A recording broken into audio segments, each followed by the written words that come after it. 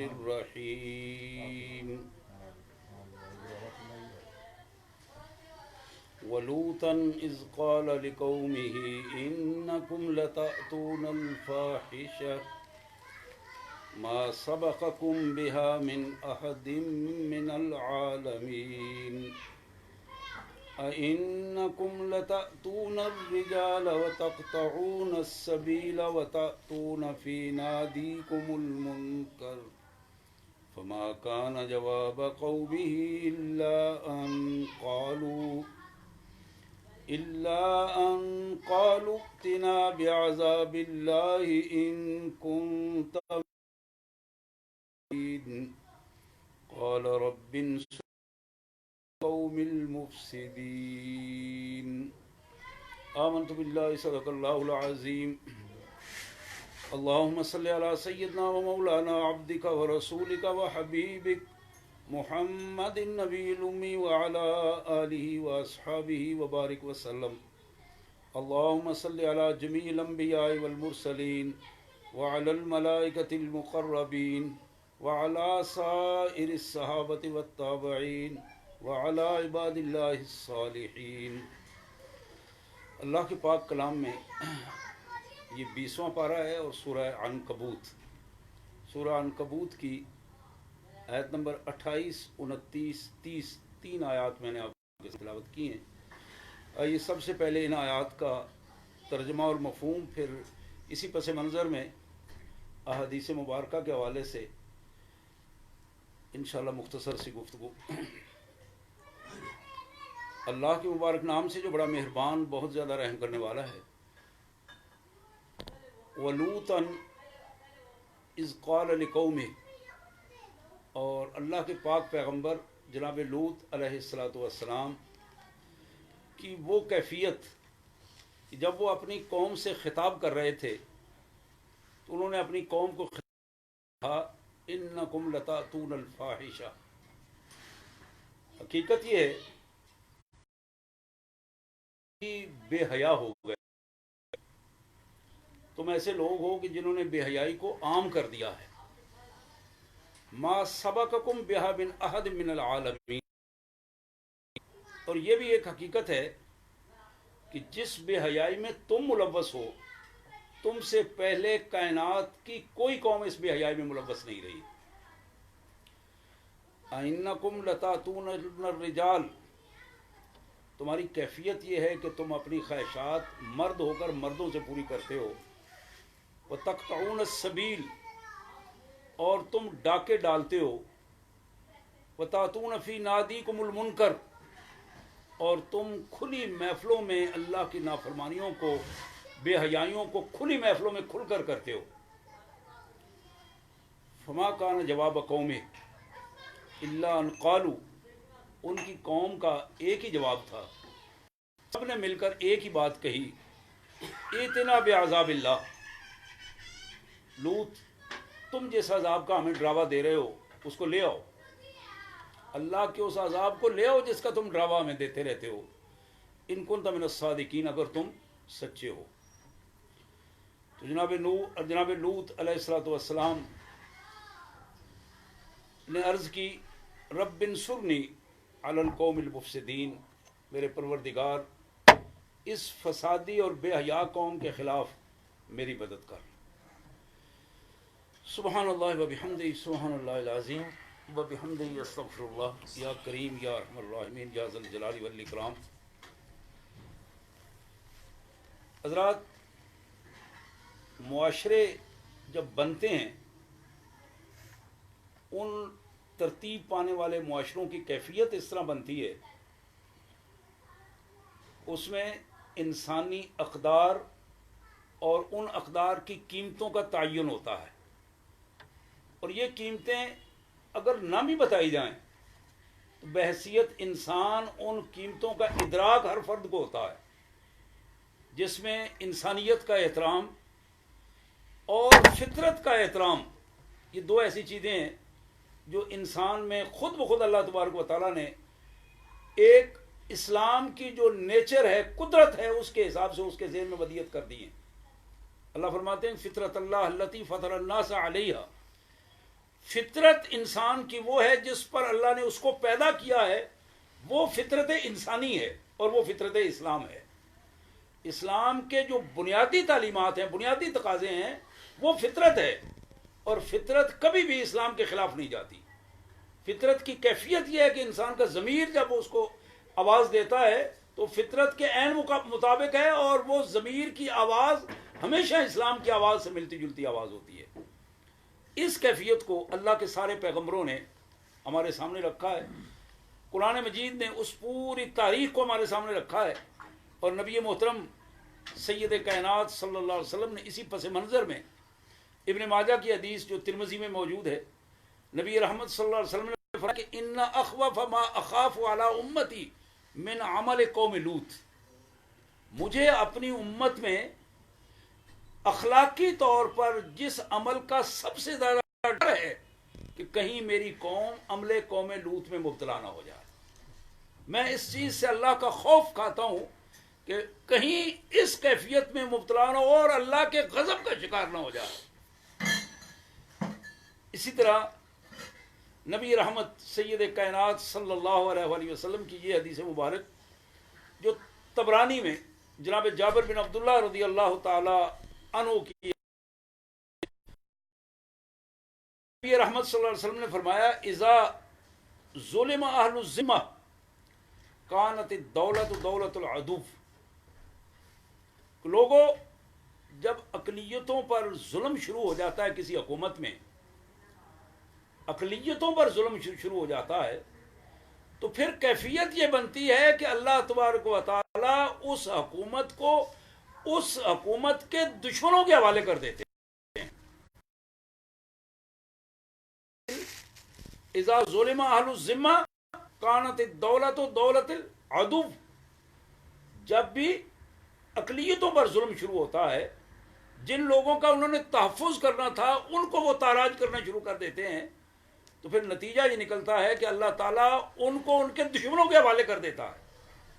پھر اسی طرح فرمایا کہ وَإِذَا كَثُرَ الزِّنَا كَثُرَ السَّبَا، لوگوں جب کسی بھی معاشرے میں بدکاری فروغ پاتی ہے تو پھر وہ معاشرہ جیلوں کو بھر دیتا ہے، قیدیوں کی بہتات ہو جاتی ہے، پھر غلامی کے آثار جو ہیں بڑے واضح انداز میں شروع ہونا شروع ہو جاتے ہیں، ان کا آغاز ہوتا ہے۔ پھر بڑی اہم بات جو اللہ کے رسول صلی اللہ علیہ وسلم نے فرمائی، وَإِذَا كَثُرَ اللُّوطِيَةُ دَفَعَ اللَّهُ يَدَهُ عَنِ الْخَلْقِ فَلَا يُبَالِي فِي أَيِّ وَادٍ هَلَكُوا، اور جب کوئی قوم عملے قوم لوط میں مبتلا ہوتی ہے تو پھر اللہ تعالیٰ کا رحمت کا ہاتھ اس مخلوق پہ جو ہوتا ہے اس کو اللہ اٹھا لیتے ہیں، اور اللہ کو کوئی پرواہ نہیں ہوتی کہ وہ کس گڑھے میں جا کے ہلاک ہوتے ہیں اور کہاں گرتے ہیں اور کیسے ان کی ہلاکت وجود میں آتی ہے۔ اسی طرح نبی محترم سید کائنات رحمت للعالمین صلی اللہ علیہ وآلہ وسلم نے اپنی امت کی اصلاح کرتے ہوئے چھوٹی چھوٹی چیزوں کو بڑے واضح انداز میں اور بڑے احتیاط کے ساتھ اپنی قوم کو اس حوالے سے ان کی جہاں فکر کی طہارت کی ہے وہاں عملی طہارت کے حوالے سے اور اخلاقی طہارت کے حوالے سے ایک ایک چیز کا اظہار کیا۔ اللہ کے نبی صلی اللہ علیہ وسلم کی یہ حدیث مبارک جو بخاری میں جناب ابو ہریرہ رضی اللہ تعالیٰ عنہ کے حوالے سے اللہ کے رسول صلی اللہ علیہ وسلم نے فرمایا اربعۃ یصبحون فی غضب اللہ ویمسون فی سخط اللہ، 4 قسم کے لوگ ایسے ہیں جو صبح کرتے ہیں اللہ کے غضب میں اور ان کی شام بھی ناراض کیفیت میں ان کا سارا سلسلہ۔ قلت من ہم یا رسول اللہ، جناب ابو ہریرہ کہتے ہیں کہ میں نے عرض کیا اللہ کے رسول صلی اللہ علیہ وسلم کون ایسے بدبخت ہیں؟ تو نبی رحمت صلی اللہ علیہ وسلم نے فرمایا المتشبہون من الرجال، المتشبہون من الرجال بالنساء، وہ خواتین جو مردوں کی مشابہت اختیار کر رہے ہیں، عورتیں مردوں جیسا لباس پہننے کی کوشش کریں، مردوں جیسی کٹنگ کرانے کی کوشش کریں، مردوں جیسا رہنا سہنا، جن کی فیورٹ معاملات مردوں اپنے آپ کو مرد بنا کے پیش کرنا، شو کرنا، اللہ نے انہیں عورت بنایا ہے، اللہ تعالیٰ نے ان کو حیادار بنایا ہے، عفت مآب بنایا ہے، اس اللہ کی ان نعمتوں کو چھوڑ کر مردوں کی طرف راغب ہونا اور مردوں کے سے معاملات کو اپنے اندر لا کر لوگوں کے سامنے پیش کرنا، یہ وہ ان کی صبح بھی اللہ کی ناراضگی ہوتی ہے اور ناراضگی میں ہوتی ہے۔ پھر نبی رحمت صلی اللہ علیہ وسلم نے فرمایا والمتشبہات من النساء بالرجال، اسی طرح وہ مرد جو عورتوں کی طرح کی کیفیات بناتے ہیں، عورتوں کی طرح اپنے آپ کو بنانا سنوارنا، عورتوں کی طرح کے کپڑے پہننے کی کوشش کرنا، عورتوں کی طرح رہنا سہنا، عورتوں کے انداز میں گفتگو کرنا، یہ وہ لوگ ہیں جو اللہ تعالیٰ کے غضب میں ہوتے ہیں۔ اللہ تبارک و تعالیٰ نے انہیں ایک عزت، احترام اور ایک سٹیٹس دیا ہے، اس سٹیٹس سے نیچے گر کر اپنے آپ کو ایک دوسری جنس کے انداز میں بنا کر پیش کرنا، اس کیفیت کو بھی اللہ تبارک و تعالیٰ، اللہ کے رسول صلی اللہ علیہ وسلم نے فرمایا کہ یہ وہ لوگ ہیں جو مسلسل اللہ تبارک و تعالیٰ کی ناراضگی کو مول لیتے ہیں۔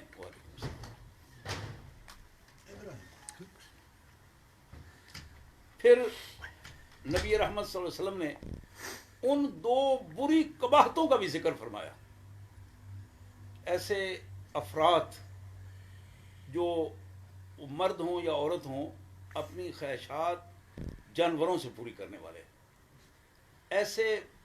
بدکماش لوگ جو محض مردوں سے اپنی خواہشات پوری کرنے والے،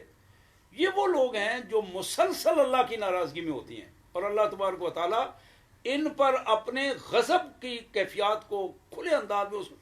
ان کی وجہ سے پھر اس معاشرے میں اللہ کی ناراضگی ہوتی ہے اور اللہ کی رحمت جو ہے اس معاشرے سے ختم ہو جاتی ہے۔ حضرات، اللہ کے رسول صلی اللہ علیہ وآلہ وسلم نے اس حوالے سے بڑی ایک اہم روایت جو میں رکھنا چاہوں گا، یہ مستدرک حاکم کی روایت ہے، ترمذی میں بھی موجود ہے، جناب ابو ہریرہ رضی اللہ تعالیٰ عنہ کے حوالے سے اللہ کے رسول صلی اللہ علیہ وسلم نے فرمایا کہ لعن اللہ سبعۃ من خلقی من فوق سبع سماوات وردد اللعنۃ علی واحد منہم ثلاثا، اللہ نے 7 آسمانوں سے اوپر اپنی اس مخلوق پر، زمین پر رہنے والی اس مخلوق پر لعنت کی ہے، اور اس لعنت کو 3 دفعہ دہرایا ہے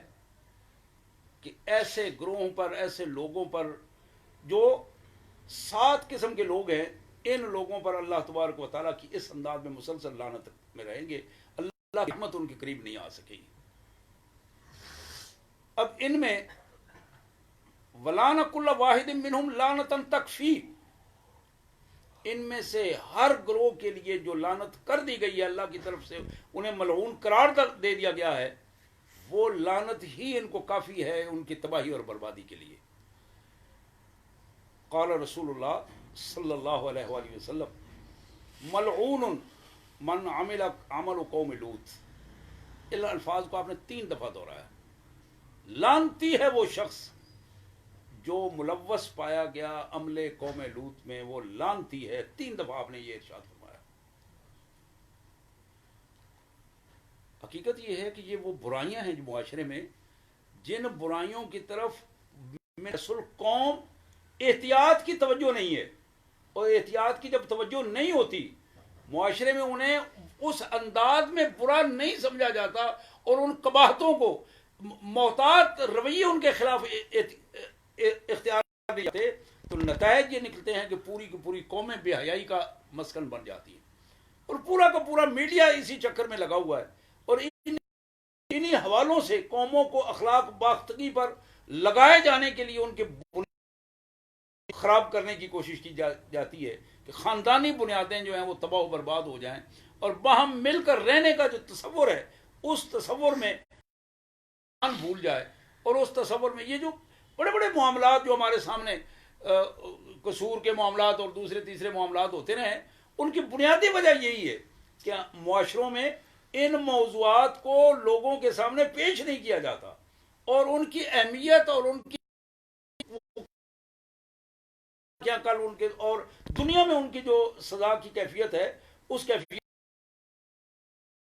اور وہی چیز جو ذہنوں سے آہستہ آہستہ محو کر کے شیطان اسے بالکل حل، اس کیفیت کو اللہ کے رسول صلی اللہ علیہ وسلم نے اس انداز میں ہمارے سامنے رکھا۔ تو میں عرض کر رہا تھا دوسری چیز جو رسول اللہ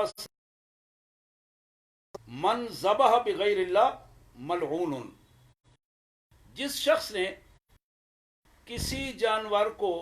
اللہ کے علاوہ کسی اور کے نام پر ذبح کیا، اللہ کے علاوہ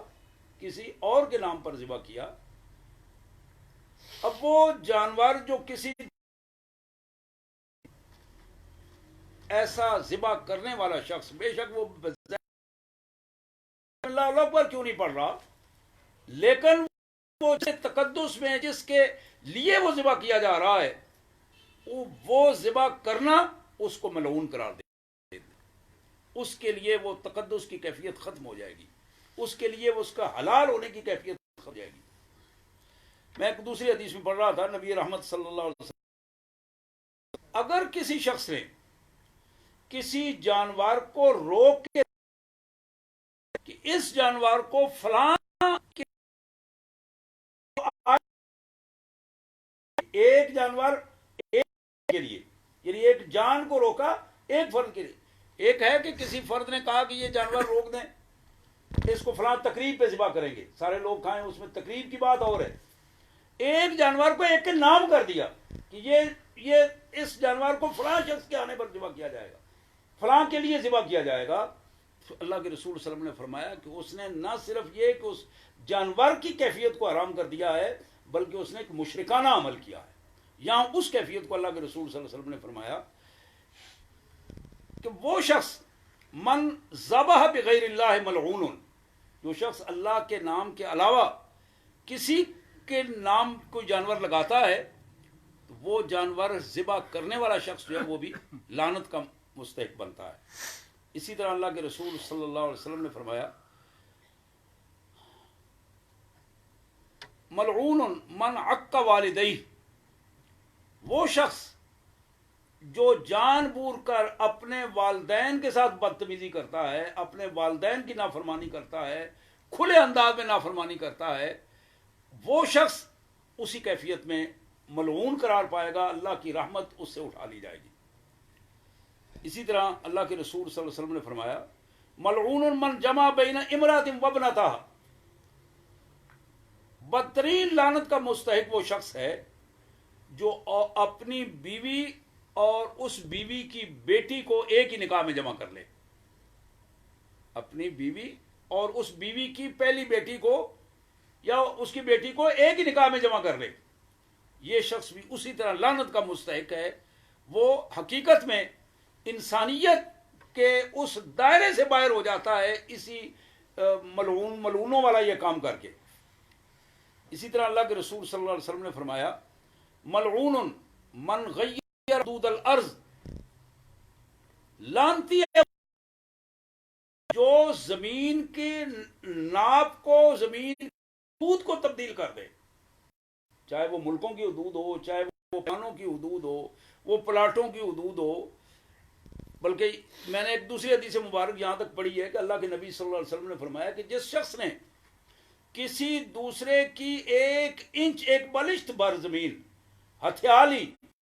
حق نہیں تھا، اس نے اپنے نام کر لیا، اپنے قبضے میں کر لی، کل وہ 7 زمینوں کا توق بنا کر اس بندے کے قیامت والے دن گلے میں ڈال دیا جائے گا اور اسے کہا جائے گا کہ اس کو ساتھ لے کر چلو تم۔ یہاں اس کیفیت کو فرمایا ملعون من غیر حدود الارض، جو زمین کے پیمانے، زمین کے حدود، زمین کے ماپ کو تبدیل کر دیتا ہے، ملکوں کا حدود اربا تبدیل کر دیتا ہے، یہ وہ شخص ہے جو ملعون قرار پاتا ہے، اللہ کے یہاں اللہ کی رحمت سے چھین لی جاتی ہے۔ پھر اسی طرح فرمایا ملعون من ادعا الی غیر موالی، ملعون ہے وہ شخص جو کھاتا تو کسی اور کا ہے، ملازم تو کسی اور کا ہے، اور گن کسی اور کے جا کے گاتا ہے، اپنے ادارے یا اپنے آقا کے ساتھ جہاں سے وہ تنخواہ لیتا ہے، جو جہاں سے اسے ذمہ داری جن کے ساتھ اس کی ہے، ڈیوٹی جن کے ساتھ ہے، ان سے تعلق اچھا بنانے کی بجائے وہ کہیں اور ادا کرتا ہے اور تنخواہ کسی اور سے لیتا ہے، ایسا شخص جو اپنی دیانتداری سے ذمہ داری ادا نہیں کرتا، وہ شخص بھی ملعون ہے۔ اب یہ 7 افراد کو جس انداز میں اللہ کے نبی صلی اللہ علیہ وسلم نے ہمارے سامنے گروایا ہے، ان ساری چیزوں کو جب ہم دیکھتے ہیں تو اندازہ ہوتا ہے کہ انسان کس انداز میں، کس کیفیت میں زندگی بسر کر رہا ہے۔ یہاں جتنی زیادہ سادہ زندگی اور سنت کے مطابق زندگی اور اسلام کے قوانین کو زندگی، پاکیزہ زندگی اور اخلاق والی زندگی ہوگی، اور جتنی زیادہ سے ہٹ کر اپنے آپ کو خواہشات نفسانی کے سپرد کر دیں گے تو وہ زندگی بے ہنگم زندگی اور جانوروں والی زندگی ہوگی، جو اللہ کی رحمت سے ماورا ہوگی، اور اللہ کی لعنت جو ہے ان پر برستی رہے گی۔ اللہ سے دعا ہے اللہ تبارک و تعالی اخلاقی طور پر ہمیں وہ کیفیت عطا فرمائے کہ جس کو اللہ کے نبی نے ہمیں سکھایا ہے، اور سنت کے مطابق ہمیں با اخلاق اور عفت مآب مسلمان بننے کی توفیق عطا فرمائے۔ وآخر الدعوانا الحمدللہ رب العالمین۔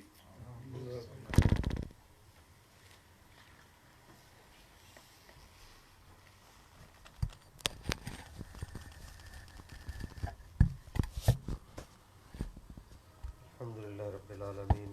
نحمدہ ونصلی علی رسول الکریم، اما بعد، ان عبداللہ ابن زبیر قال قال ما رأیت امرأتین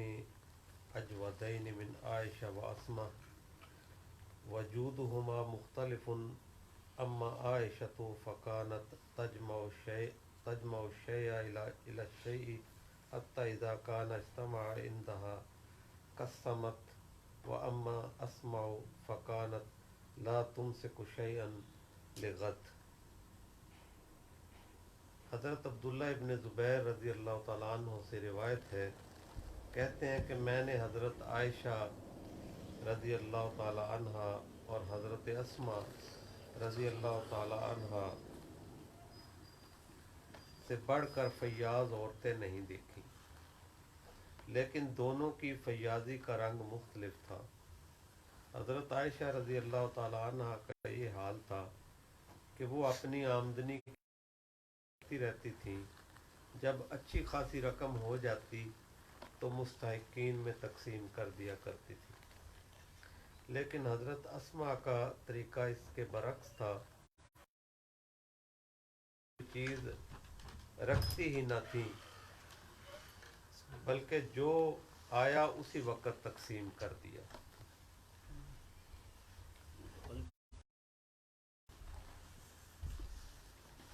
حضرت زبیر جو ہیں وہ حضرت اسماء رضی اللہ تعالیٰ عنہ کے صاحبزادے ہیں، اور یہ وہی حضرت عبداللہ ابن زبیر ہیں کہ جن کو قتل کر کے، جن کی گورنر تھے مکہ کے، اور جب یزید کی حکومت آئی انہوں نے بیعت کرنے سے انکار کیا تو ان کو شہید کر کے ان کی لاش کو 3 دن تک مکہ مکرمہ میں لٹکائے رکھا۔ یہ فرماتے ہیں کہ امت میں 2 عورتیں، ایک ان کی والدہ اور ایک ان کی خالہ، حضرت اسماء رضی اللہ تعالیٰ عنہ حضرت عائشہ کی چھوٹی بہن تھیں، اور یہی حضرت اسماء رضی اللہ تعالیٰ عنہ کے حوالے سے ایک روایت ہے کہ حضرت عبداللہ ابن ام مکتوم جو نابینا صحابی تھے، حضور اکرم صلی اللہ علیہ وسلم کے پاس موجود تھے، حاضر تھے، اور یہ حضرت اسماء اس وقت نوجوان تھی، تقریباً 8-9 سال کی عمر تھی، تو یہ بغیر پردے کے حضور صلی اللہ علیہ وسلم کے پاس آ گئیں، اور حضرت عبداللہ ابن ام مکتوم بیٹھے تھے، تو حضور صلی اللہ علیہ وسلم کے چہرے پہ غصے کے آثار دیکھے، چلیں گے، بعد میں جب حضور صلی اللہ علیہ وسلم نے ان سے پوچھا کہ تم ایک غیر محرم کے سامنے کیوں آئی ہو، تو انہوں نے کہا کہ یا رسول اللہ وہ تو نابینے ہیں. تو اس کے جواب میں حضور صلی اللہ علیہ وسلم نے ان کو کہا کہ تم تو نابینا نہیں ہو. یعنی پردے کے ایک بہت بڑے احکام جو ہیں ان کی بنیاد بھی اس میں بھی حضرت اسماء رضی اللہ تعالی عنہ موجود ہے. فیاض عورتیں تھیں، بہت زیادہ اللہ میں خرچ کرنے والے تھیں. حضرت عائشہ رضی اللہ تعالیٰ عنہ بھی اور حضرت اسماء رضی اللہ تعالیٰ عنہ بھی، حضرت ابو بکر صدیق رضی اللہ تعالیٰ عنہ کی دونوں بیٹیاں جنہوں نے اپنے والد کو اس حالت میں دیکھا کہ جنگ تبوک کا موقع ہے اور حضور اکرم صلی اللہ علیہ وسلم نے تعاون کی اپیل کر رکھی ہے، اور حضرت ابو بکر صدیق رضی اللہ تعالیٰ عنہ گھر سے جاتے ہیں اور سارا سامان گھر حضور صلی اللہ علیہ وسلم دیتے ہیں. اور یہی وہ عمر کہ وہ یہ کہتے ہیں کہ ہمیشہ ابو بکر مجھ سے زیادہ اللہ کے راستے میں خرچ کرنے والا ہے، آج میں ان سے بڑھ کے خرچ کروں. اور ان کے ابو بکر صدیق رضی اللہ تعالیٰ عنہ کی کیا سوچ ہے، اپنے گھر کے سامان کو آدھا آدھا کرتے ہیں، آدھا گھر کے لیے رکھتے ہیں، آدھا لا کے تو ڈھیر میں جمع کروا دیتے ہیں.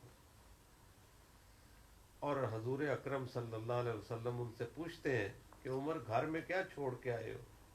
کہتے ہیں یا اللہ، اے اللہ کے رسول، جو سامان تھا آدھا کیا ہے، آدھا گھر میں چھوڑ آیا ہوں اور آدھا لے کے آنے کے لیے تیار ہے. اور 70 اونٹ ہیرے جواہرات سے لدے ہیں اور مال تجارت بھی موجود ہے جو یہاں سے لے کے تو انہوں نے وہاں پہنچانا تھا، فروخت کرنا تھا. سارے کا سارا لا کے تو اس ڈھیر کے اندر وہ بھی اللہ کے راستے میں دے دیتے ہیں. اور حضور اکرم صلی اللہ علیہ وسلم کی کیفیت یہ ہوتی ہے کہ اس ہیرے جواہرات کو اپنے ہاتھوں میں اچھالتے چلے جاتے ہیں اور کہتے ہیں کہ عثمان تو جنتی ہو گیا. اور یہی وہ ڈھیر ہے کہ جس میں صحابی رسول صلی اللہ علیہ وسلم کچھ راستے میں دینے کے جب تعاون کی اپیل ہوتی ہے تو وہ ایک یہودی کے کھجوروں کے باغ میں چلے جاتے ہیں، کہتے ہیں کہ مجھے کام چاہیے. کہتا پانی دے دو، باغ بہت بڑا، اس کو پانی دیتے رہتے ہیں. صبح 2 کلو کھجوریں اور بعض روایات میں وہ اجرت میں ملتی ہیں، ان میں آدھی کھجوریں گھر رکھتے ہیں اور آدھی لا کے حضور اکرم صلی اللہ علیہ وسلم کے حضور پیش کر دیتے ہیں. حضور اکرم صلی اللہ علیہ وسلم وہ ساری کھجوریں اس ڈھیر کے اوپر پھیلا دیتے ہیں اور کہتے ہیں کہ جتنا اجر اس پورے ڈھیر کا ہے اتنا ان کھجوروں کا. وہ حضرت ابوبکر صدیق، ان کی تربیت سے براہ راست استفادہ ان کی بیٹیوں حضرت عائشہ اور حضرت اسماء رضی اللہ تعالیٰ عنہما نے ان کی تربیت میں تھی. یہ کیسے ممکن تھا کہ جن کو دنیا کے اندر ان کی سخاوت سے کوئی بڑھ نہ سکا تو ان کی بیٹیوں کی سخاوت سے کیسے کون بڑھ سکتا تھا. لیکن طریقہ تھوڑا مختلف تھا. حضرت عائشہ رضی اللہ تعالیٰ عنہ جو مال تھا وہ جمع کرتی چلی جاتی تھی، اور جب ایک قابل قدر ہو جاتا تھا، اس سے کچھ چیز آ جاتی تھی، کسی کے لیے کچھ بن پڑتا تھا تو وہ اللہ کے راستے میں اس کو صدقہ کر دیتی تھی. اور حضرت اسماء رضی اللہ تعالیٰ عنہ روزانہ کی بنیاد پہ جو کچھ بچتا تھا وہ اللہ کے راستے میں خرچ کر دیتی تھی. یہ حضرت ابو ذر غفاری رضی اللہ تعالیٰ عنہ کی سوچ تھی کہ انہوں نے قرآن کی وہ آیت کہ اپنے پاس کچھ نہیں رکھنا، انہوں نے اس کا مفہوم یہ سمجھا کہ جو کچھ مال میری ضرورت سے زائد ہے وہ میں جب تک خرچ نہیں کر دوں گا تب وہ میرے لیے حرام ہو جائے گا۔ یہ حق ملکیت جو اسلام کا ملکیت کا تصور ہے اس کے بالکل برعکس تھی، اور صحابہ کے اجماع کے بھی خلاف تھی۔ تو حضرت عمر فاروق رضی اللہ تعالیٰ عنہ نے ان کو کہا کہ آپ شہر چھوڑ کے چلے جائیں، آپ کی یہ سوچ جو ہے اس سے فتنہ پیدا ہونے کا اندیشہ۔ تو لیکن ان حضرت اسما کی اپروچ بھی یہی تھی کہ جو کچھ زائد ہے اس کو اللہ کے راستے میں خرچ کر کے تو سونا ہے۔ دونوں صورتیں ہی اسلام کے حوالے سے سنت طریقے پہ ہیں، کیونکہ صحابہ کا جو عمل ہے وہ حضور اکرم صلی اللہ علیہ وآلہ وسلم سے یہ اخذ کرتا ہے، تو اس لیے ہمارے لیے دونوں صورتیں ہی قابل تقلید ہیں۔ جس حوالے سے بھی زیادہ ممکن ہو اللہ کے راستے میں خرچ کرنا چاہیے، اور یہ وہ خرچ ہے کہ جو اللہ تعالیٰ کئی گنا بڑھا کر واپس کر دے۔